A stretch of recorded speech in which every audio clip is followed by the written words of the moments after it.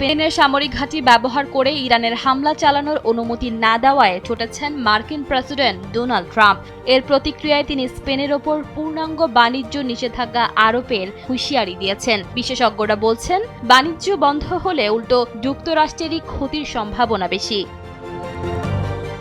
স্পেনের সমাজতান্ত্রিক সরকার তাদের ভূখণ্ডে অবস্থিত রোটা ও মরুন সামরিক ঘাঁটি ইরানে হামলার জন্য ব্যবহারের অস্বীকৃতি জানিয়েছে।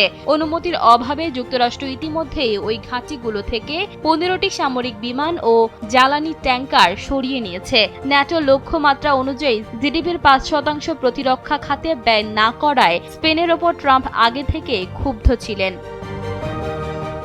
জার্মান চ্যান্সেলর ফ্রিডরিখ মের্সের সঙ্গে এক বৈঠকে ট্রাম্প স্পেনের আচরণকে জঘন্য বলে অভিহিত করেন। তিনি বলেন, তাদের কাছে এমন কিছুই নেই যা আমাদের প্রয়োজন।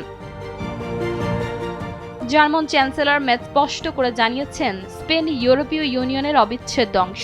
তিনি ট্রাম্পকে মনে করিয়ে দেন, যুক্তরাষ্ট্র শুল্ক বা বাণিজ্য নিয়ে কোনো সিদ্ধান্ত নিতে হলে তা গোটা ইউরোপীয় ইউনিয়নের সাথেই করতে হবে। স্পেনকে এককভাবে লক্ষ্যবস্তু বানানোর বা ইউ এর বাণিজ্য চুক্তি ইউ এর বাণিজ্য চুক্তি থেকে বাদ দেওয়ার কোনো সুযোগ নেই।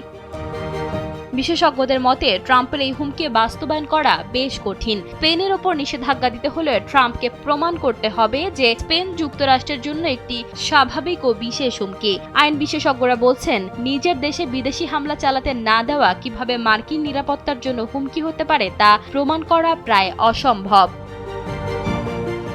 স্পেনের সাথে বাণিজ্য যুক্তরাষ্ট্রের $4.8 বিলিয়ন উদ্ধৃত রয়েছে।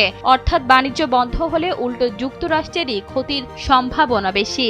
কারণ স্পেন মূলত জলপাই তেল, গাড়ির যন্ত্রাংশ এবং ইস্পাত রপ্তানি করে। অন্যদিকে যুক্তরাষ্ট্র স্পেনে প্রচুর অপরিশোধিত তেল ও এলএনজি সরবরাহ করে। ইশিতা আক্তার, সময়ের আলো।